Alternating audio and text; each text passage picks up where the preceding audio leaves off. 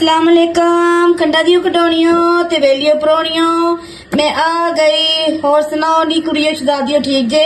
अज मैं तुहाडे वास्ते बनान आई हां पिंडी गोश्त जिन्नू लेडी फिंगर कहंदे। खूबसूरती च अपने आप नू पिंडी और की समझदी सी आलू नाल नहीं पक्की ते ओ पकदी गोश्त दे नाल फिर खुश हुंदी है। ए ले लिया जे मैं 1 किलो मटन ठीक आ।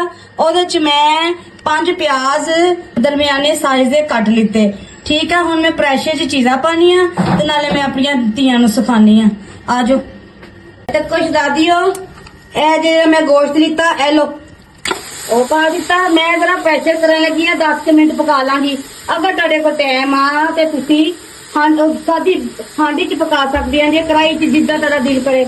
मैं 10 मिनट ला दांगी इन्हां नू गोश्त नू। ओदे च पा के 1 चम्मच पा दांगी लहसुन अदरक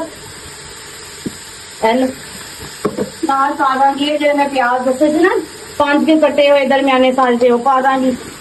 ठीक है डिफरेंट तरीके की बनाने सिखानी है ना तेनू। लो 1 टीस्पून हदे नमक पावांगी 1.5 टीस्पून पा दांगी सूरख मिर्च का 1.5 ही पा दवांगी अपनी हल्दी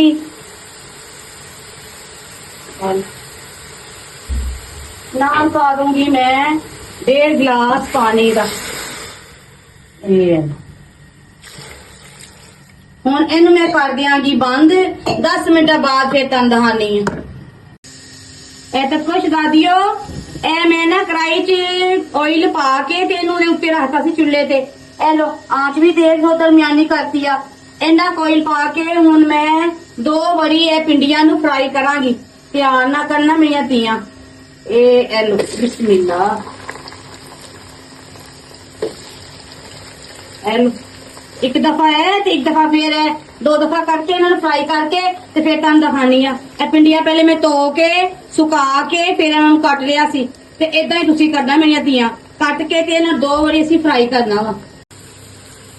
ए तक्को शदादियो तक्को ए तक्को ए सारियां पिंडियां मैं फ्राई कर लईआं ते इन्हां हुण मैं कर दवांगी एक प्लेट च सारियां कट्ठियां कर दांगी ना ये इदां करके।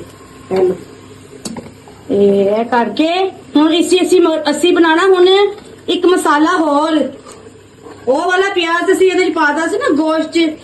हुण असी बनावांगे मसाला जिहदे च अपनी पिंडी ते गोश्त जिहड़ा जाएगा भुजिया होया। ए लो ए 3 प्याज ले सी मैं ਵੱਡੇ ਸਾਈਜ਼ ਦੇ ਸੀ ਤੇ ਇਹਨਾਂ ਨੂੰ ਨਾ ਇਦਾਂ ਕੱਟਣਾ ਵਾ।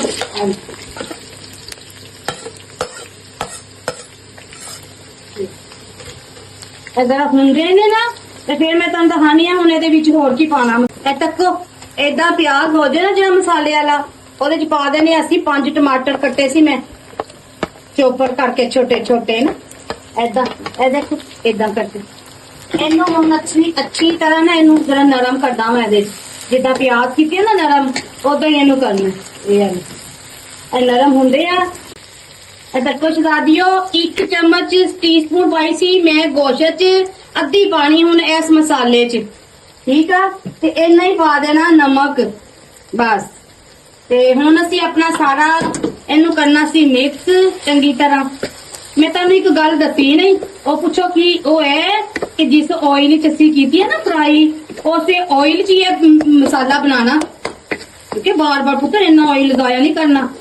देखो ओहदे च करना ते ए हुण असी सारा अपना गोश्त जिहड़ा भुज्जिया वा ना वो सारा ही इहदे च पा देना वा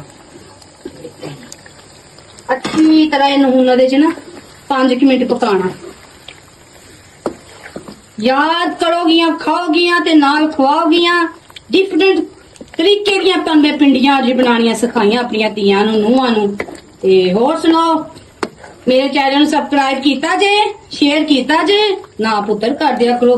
देखो मैं हर दफा तुहानू कहनी आ जल्दी कर दिओ जल्दी करो मेरी धीआं। चलो हुण मैं फिर तुहानू मिलनी आ जदों पिंडियां पानियां विच। चलो नी शदा दिओ आ जाओ।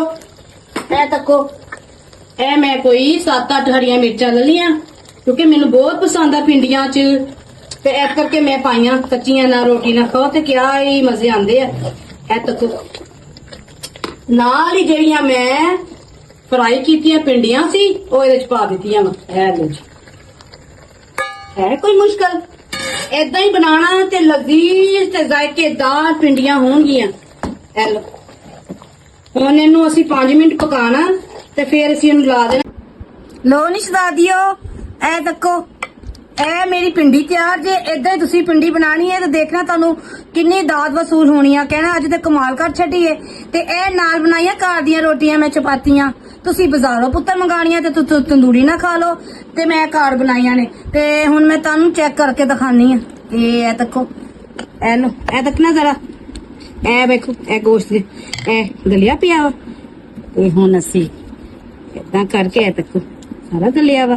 ਤੇ ਜਾਂਦੇ ਜਾਂਦੇ ਮੇਰੇ ਚੈਨਲ ਨੂੰ ਤੁਸੀਂ ਸਬਸਕ੍ਰਾਈਬ ਕਰੋ ਤੇ ਚਾਹੇ ਬਟਨ ਦਬਾਓ, ਸ਼ੇਅਰ ਕਰੋ ਤੇ ਬਹੁਤ ਜ਼ਿਆਦਾ ਮੈਨੂੰ ਤਰੱਕੀ ਤੇ ਪਹੁੰਚਾਓ, ਮੇਰੀਆਂ ਧੀਆਂ, ਮੇਰੀਆਂ ਨੂੰਹਾਂ। ਤੇ ਆਪਣਾ ਬਹੁਤ ਖਿਆਲ ਰੱਖਣਾ। ਅੱਲਾ ਹਾਫਿਜ਼।